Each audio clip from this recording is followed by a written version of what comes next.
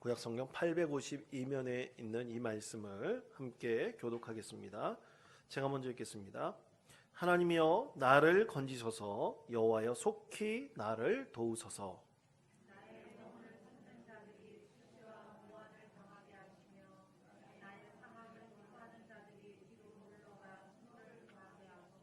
아하 하는 자들이 자기 수치로 말미암아 뒤로 물러나게 하소서.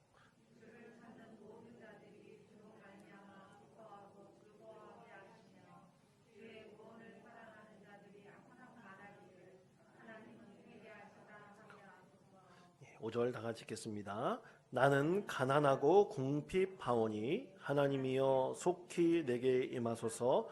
주는 나의 도움이시요 나를 건지시는 이시오니 여호와여 지체하지 마소서. 아멘. 예. 여러분, 우리의 삶 속에서 우리를 참 당혹스럽게 만들고 우리가 어떤 상황 가운데 놓였을 때 정말 어찌할 바를 모를 때, 여러분 혹시 그런 것 경험해 본 적 있습니까? 아마 분명히 인생 가운데 내가 무엇을 해야 될지 아무것도 모르고 완전히 머리가 새하얘지듯이 정말로 내 머리의 생각과 또 마음이 모두 굳어버리듯이 딱 막혀있는 그런 엄청난 상황에 놓여졌을 때가 분명히 우리는 한두 번 정도는 경험이 있을 것입니다. 저도 그런 경험을 해본 적이 있었습니다. 정말 막막해가지고 아무것도 생각이 나지 않을 때, 그럴 때가 있습니다. 제가 결혼하고 1년 반 지난 다음인가요? 그때 첫 아들을 낳고 이 아들을 이제 잘 양육해가지고 이제 아이가 아장아장 이제 걷기 시작할 때였습니다. 여러분, 아이들이 아장아장 걸을 때 그 안간힘을 쓰면서 그냥 두 손을 확 잡고 아이들이 막 일어나려고 그러잖아요. 낑낑대면서 그냥 일어나려고 그러는데 그 일어나면 캬 좋아가지고 아이고 잘했다 막 그래서 박수치고 그러지 않습니까? 아이들 이렇게 한번 뒤집을 때도 그렇고 일어날 때도 그렇고 또 걸으면 이제 다 그렇게 너무나 기분이 좋습니다. 그런데 어느 날 갑자기 이 아이가 뭘 자꾸 일어나려고 그랬고 뭐 이렇게 걸으려고 그러는 것 같아요. 근데 갑자기 퍽 하는 소리가 나는 거예요. 그러면서 갑자기 그냥 자지러지게 깍 하고 아이가 놀라면서 그냥 뭐 울음을 터뜨리고 막 꽁꽁 우는 것이었습니다.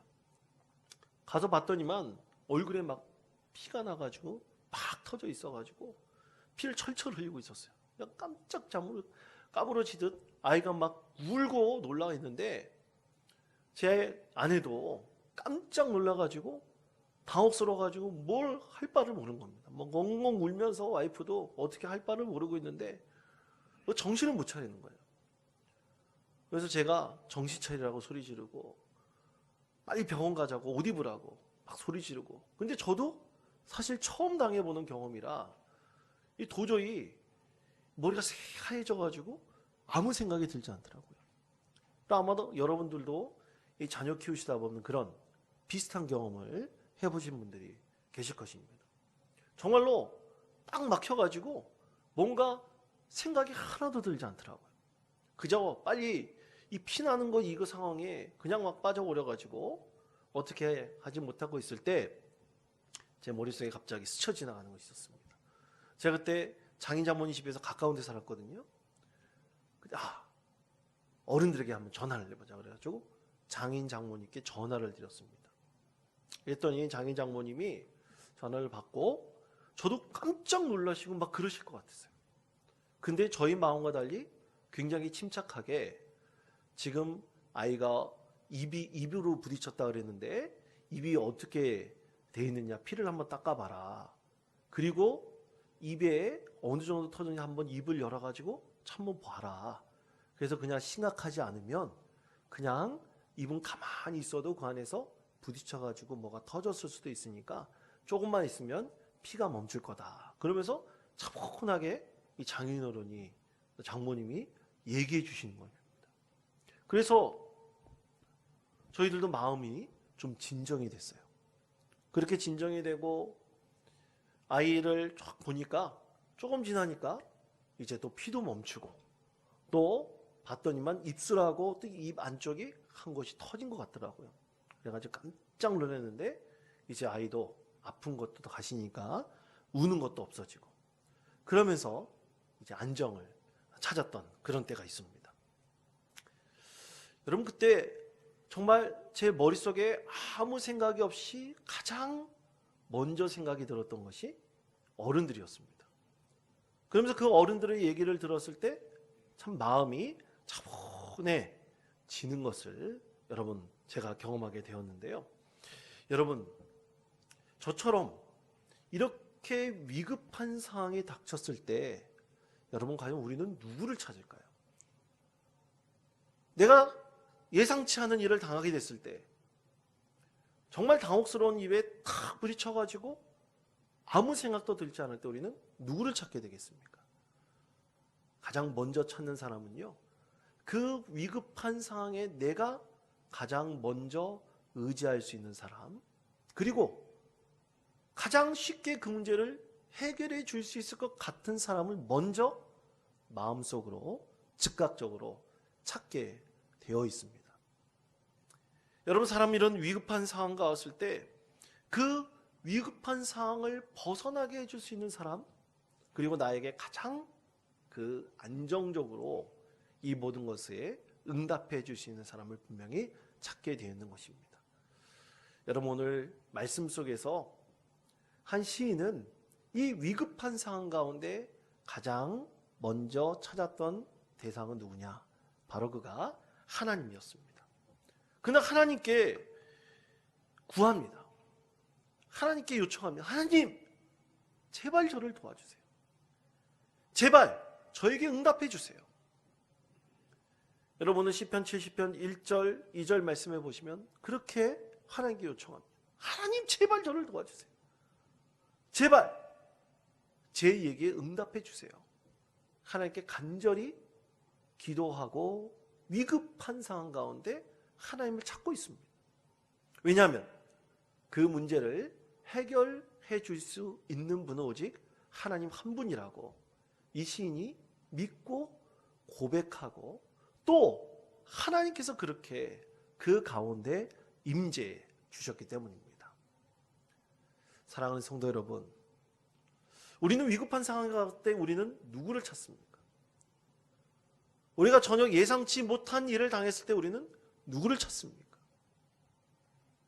여러분 오늘 말씀 가운데서 이 위급한 상황 가운데서 우리가 찾아야 될 바로 그분은 나의 하나님이심을 우리 마음으로 꼭 믿음으로 고백할 수 있는 우리 귀하고 복된 성도들 되시기를 간절히 축원드립니다.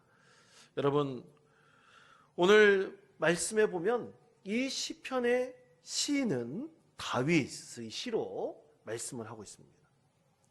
다윗의 시로 기념식에서 인도자를 따라 부르는 노래라 그랬습니다. 여러분 그냥 이 시편의 시는 그냥 지어진 것이 아니라 역사적 배경들이 다 있고 또 개인의 신앙에 있어서 어떤 결단을 다 담고 있습니다. 시상이란 것이 그런 것이죠. 그냥 떠오르는 것이 아니라 그 상황과 어떤 여건에 닥쳤을 때 나에게 감동을 주고 나에게 은혜를 주고 나에게 새로운 무언가를 깨닫게 주었을 때 시상이 떠오르게 되어 있습니다. 다윗도 마찬가지입니다. 저는 이 말씀을 묵상하면서 다윗이 당했던 가장 긴급하고 위급한 상황이 과연 어떨 때일까 한번 묵상해 보았습니다. 여러분 다윗의 인생 가운데 7년 동안 그는 사울왕에 쫓김당하는 도망자 신세였지 않습니까? 또 도망자 신세였기도 했었고요. 그가 왕이 되었을 때 가장 위급하게 그가 왕국에서 쫓겨나고 도망자 신세로 한순간에 전락된 그때가 있었습니다. 떨어져 버린 그때가 있었습니다. 바로 그때가 언제입니까? 그것은 바로 그의 아들 압살롬이 반란 곧 구테타를 일으켰을 때입니다. 자, 그 상황에 대해서 하나님께서는 성경 말씀을 통해서 우리에게 이렇게 말씀하시는데요. 사무엘하 15장 14절 말씀 그리고 15장 30절까지 말씀입니다. 먼저 15장 14절 말씀을 우리 다 같이 화면에 있는 말씀 우리 한 목소리로 봉독하겠습니다. 다윗이 예루살렘에 함께 있는 그의 신하들에게 이르되 일어나 도망하자. 그렇지 아니하면 우리 중 한 사람도 압살롬에게서 피하지 못하리라. 빨리 가자. 두렵건대 그가 우리를 급히 따라와 우리를 해하고 칼날로 성읍을 칠까 하노라. 아멘. 자, 사무엘하 15장 30절 말씀입니다. 다 같이 읽겠습니다. 다윗이 감난산 길로 올라갈 때에 그의 머리를 그가 가리고 맨발로 울며 가고 그와 함께 가는 모든 백성들도 각각 자기의 머리를 가리고 울며 올라가니라. 아멘. 자, 여러분 이 말씀에 보면 다윗이 급히 왕궁에서 도망쳐 나왔음을 우리가 이 말씀을 통해서도 너무나 잘 알 수 있죠. 그런데 다윗이 여러분 15장 30절 말씀 다시 한번 비춰주시겠습니까? 15장 30절 말씀에 보면 그가 이제 그의 머리를 그가 가리고 맨발로 울며 가고 그렇게 말씀하고 있습니다. 맨발로 울며 가고 이렇게 말씀하고 있어요. 자, 그래서 어떤 성경학자는 이 말씀을 보면서 다윗이 너무나 급작스럽게 왕국에서 쫓겨나듯이 도망쳐 나왔기 때문에 아무런 준비를 못했는데 신발도 제대로 신지 못하고 도망쳐 나왔구나, 이렇게 해석하는 분들도 있습니다.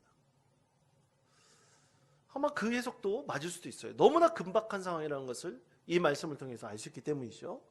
그러나 또 한편으로는 그가 머리를 가렸다고 되어 있고 또 그와 함께 도망 나왔던 신하들도 다 머리를 가렸다고 되어 있고 울었다고 되어 있습니다.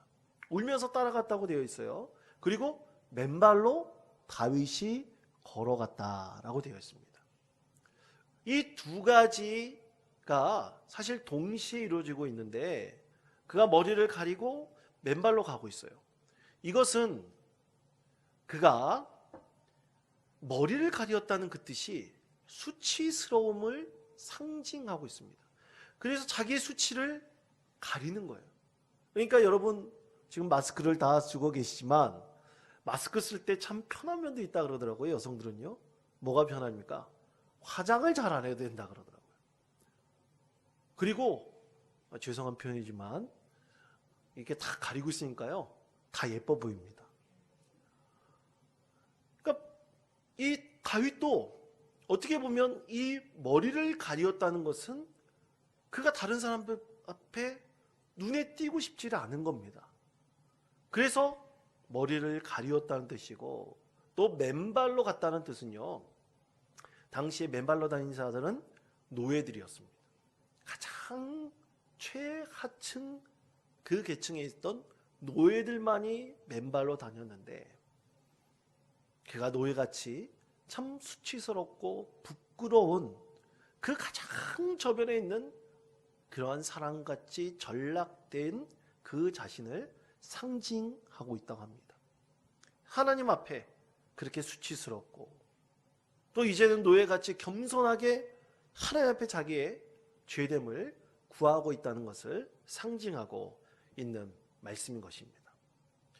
여러분, 이렇게 급한 상황이 지나고 난 다음 이 맨발로 그가 행했던 것처럼 그가 진실로 찾았던 사람은 누구냐? 이 상황 가운데서 그에게 도움을 줄 수 있는 진정한 그 도움을 주실 분은 누구냐? 바로 하나님 한 분밖에 없다는 것을 다윗은 하나님 앞에 진실로 이 시편을 통해서 고백하고 있습니다.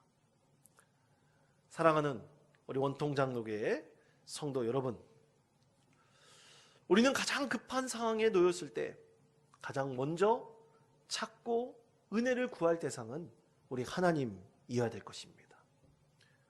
하나님께서 우리의 마음을 들어주시고 우리의 모든 생각을 아시고 우리의 가장 위급한 상황에서 이것을 건져주실 분은 바로 하나님 한 분이시라는 것을 우리는 늘 마음속에 새기고 있어야 할 것입니다. 그때 다윗은 오늘 말씀 속에서 하나님께 도움을 구합니다. 그는 두 가지를 이 도움을 구하면서 두 가지를 깨닫게 되는데요. 그 중에 첫 번째 그가 깨닫는 것은 이것입니다. 대적을 대항할 힘과 능력은 오직 하나님께로부터 나온다는 것을 그는 아주 깊이 깨닫게 되었습니다. 자, 시편 70편 1절에서부터 2절까지 말씀입니다. 시편 70편 1절에서부터 2절까지 말씀을 다 같이 한 목소리로 읽겠습니다. 하나님이여 나를 건지소서, 여호와여 속히 나를 도우소서. 나의 영혼을 찾는 자들이 나아게 가시며 나의 상함을 기뻐하는 자들이 뒤로 물러가 수모를 당하게 하소서. 아멘. 자, 다윗이 압살롬에게 급하게 쫓겨납니다. 쫓김을 당하고 있습니다. 정신을 차릴 수도 없습니다. 그때 다윗을 쫓겨나게 하고 이 압살롬의 구테타를 성공적으로 이끌던 책사가 있었습니다. 책략가가 있었어요. 압살롬을 돕고 있었던 사람 바로 아히도빌이라는 당대 최고의 책략가가 있었습니다. 그때 아히도빌이 이렇게 급하게 도망가는 다윗과 그의 일행들에 대해서 압살롬에게 요청했습니다. 지금 급히 군사를 일으켜 다윗 왕을 쫓으십시오. 그렇지 않으면 이 구테타는 성공할 수가 없습니다. 그런데 이 아히도벨의 엄청난 계략에 대해서 압살롬은 귀를 기울이지 않습니다. 다른 사람의 얘기를 듣죠. 그리고 결국 아히도벨은 자기가 압살롬을 도와서 이 반란의 주동 세력이 되었다는 것에 대해서 그는 죄책감을 갖고 나의 이 구테타는 실패했다는 것을 그는 깨닫게 됩니다. 그리고 조용히 집에 들어가 스스로 목숨을 끊게 되죠. 여러분, 이렇게 생명의 위협을 느끼는 급박한 상황, 특히 어떻게 할 바를 알지 못하는 이 긴박한 상황 가운데서 우리가 반드시 우리의 전 존재가 붙들어야 될 사람은 바로 하나님이십니다. 하나님께서 아히도벨의 책략을 무너뜨려 주신 것입니다. 압살롬의 마음을 붙드셔가지고 하나님께서 이 아히도벨의 엄청난 계략을 듣지 않도록 귀를 막아주신 것입니다. 만약 들었다면 이스라엘의 전 역사는 완전히 바뀌게 되었을 것입니다. 이것을 하나님께서 하신 것이죠. 그러므로 사랑하는 성도 여러분, 우리가 참으로 어렵고 힘든 상황 가운데서 우리가 항상 붙들었고 즉각적으로 그리고 무의식적으로라도 우리가 생각해야 될 분은 바로 하나님 한 분이심을 여러분 잊지 말아야 될 것입니다. 여러분, 이것도 훈련입니다. 우리 생각과 마음과 뜻을 주장하시는 분, 그 하나님을 생각해내고 하나님을 찾고 요청하는 것도 여러분 우리가 진실로 훈련 받아야 될 훈련의 내용인 것입니다. 여러분, 종종 제가 테니스 운동 좋아한다고 말씀드렸죠. 이 운동 익히기가 너무나 어렵습니다. 보통 다른 운동들은 그냥 축구는 어떻게 보면 축구도 나중에 고급스럽게 하면 축구를 하는 법을 배워야 되겠지만 그냥 애들 나가서 공 차면 그래도 어느 정도 따라합니다. 그런데 이 테니스라는 운동은 쉽지 않아요. 굉장히 어렵습니다. 꼭 레슨을 받으라고 합니다. 그래서 마음속으로도 계속 이미지 트레이닝을 하고요. 그리고 치는 법도 계속해서 익숙해지려고 이 노력을 하고 반복 훈련을 합니다. 그럼 몸에 다 익숙해지도록 만들어요. 그리고 항상 이 잘 치기 위해서 이 머릿속으로 계속 되뇌이면서 어떤 상황 가운데서 어떤 행동 그대로 해야 된다는 것을 계속 트레이닝 하잖아요. 그럼 어느 순간에 그것이 내 몸에 익숙해지게 되어 있습니다. 그러면 사랑하는 성도 여러분, 이 훈련이 바로 뭡니까? 기도의 훈련입니다. 우리가 기도의 훈련을 계속해서 쌓다 보면요, 우리는 즉각적으로 먼저 하나님을 찾게 되어 있습니다. 하나님께서 나의 도움을 주시고 이 도움 가운데 응답하시고 함께 하신다는 즉각적인 나의 마음을 하나님께 온전히 올려드릴 수 있는 것입니다. 그러므로 사랑하는 성도 여러분, 대적을 대항한 힘과 능력은 오직 하나님께로부터 나온다는 것을 여러분 굳게 믿으시고, 우리가 가장 급박한 상황 가운데 가장 먼저 요청하고 찾아야 될 대상이 우리 하나님이심을 여러분 꼭 잊지 마시길 간절히 축원드립니다. 두 번째로, 내 스스로를 점검하는 믿음입니다. 자, 베드로전서 1장 13절 말씀, 우리 화면에 있는 말씀을 다 같이 한 목소리로 봉독하겠습니다. 그러므로 너희 마음의 허리를 동이고 근신하여 예수 그리스도께서 나타나실 때 너희에게 가져다 주실 은혜를 온전히 바랄지어다. 아멘. 예수 그리스도께서 나타나실 때 가져다 주실 은혜를 온전히 바랄지어다. 베드로 사도는 성도들에게 그렇게 권면하고 그렇게 믿음을 점검하기를 구하고 있습니다. 여러분, 우리는 혹시 내가 주님께로 붙어 있다가 혹시 주님이라는 이 포도나무에 내가 가지로 붙어 있다가 떨어지지 않았나? 내가 떨어져 있는 신앙생활을 하고 있는 거 아닌가? 혹시 내가 붙어 있다고 착각하는 것은 아닌가? 우린 늘 우리 스스로를 점검하는 믿음 가운데 서야 될 것이라고 믿습니다. 왜 점검해야 될까요? 그렇게 점검해야지, 그리고 스스로 내 자신의 신앙의 상태를 하나님 앞에 점검받아야지, 내 신앙이 온전히 하나님 안에서 이루어지고 있는지 그것을 우리가 깨달을 수 있기 때문입니다. 여러분, 우리의 생각과 마음과 우리의 행동이 혹시 문제가 있는 것처럼 느껴진다면 우리는 정말로 하나님께로 가까이 붙어 있는지를 우리 스스로를 점검해 보아야 할 것입니다. 제가 이제 사용하던 노트북 컴퓨터가 종종 이상하게 작동을 해가지고요, AS를 보냈습니다. AS를 보냈는데 별 이상이 없다고 응답이 왔어요. 그래서 왔습니다. 가지고 왔는데, 가지고 와가지고 이제 초기화, 공장 초기화라는 것을 한번 해봤습니다. 처음 해봤어요. 그것을 리셋이라고 그럽니다. 이 재설치하는 거죠. 리셋해서 재설치해 봤더니만 그래도 일단은 잘 돌아가고 있습니다. 이제 나중에 어떤 상태가 될지는 잘 모르지만 일단은 그 프로그램이 잘 돌아가고 있어요. 근데 여러분, 이렇게 리셋하는 것을 보면 그 AS 센터에 전화를 걸어서 물어보면요, 한번 리셋을 해보라고 얘기를 합니다. 왜냐하면 이 프로그램을 여러 개 깔다 보면요, 앱을 깔다 보면 이 프로그램이 잘못하면 이제 충돌하거나 꼬이는 경우가 있대요. 저도 그 기계적인 건 잘 모르겠습니다. 어떻게 전자적인 건 잘 모르겠는데 그게 꼬이는 경우가 있으니까 AS 센터 같은 데는 먼저 보내지 말고 한번 리셋을 해봐라. 프로그램 재설치 한번 해봐라. 윈도우를 한번 공장 초기해보고 다시 한번 해보라 라고 이 조언을 합니다. 그러면 이 기계가 정말 희한하게 잘 돌아가는 경우가 참 많이 있습니다. 그렇죠, 여러분, 우리 신앙에도 반드시 리셋을 해봐야 됩니다. 내 신앙에 문제가 무엇이 있는지 우리는 하나둘씩 분명히 점검을 해봐야 됩니다.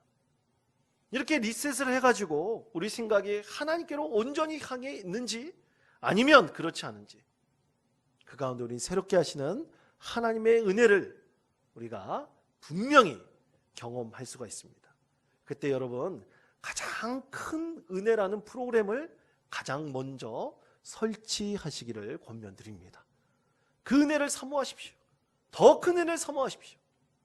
바울 사도는 더 큰 은사를 사모하라고 성도들에게 권면하였습니다.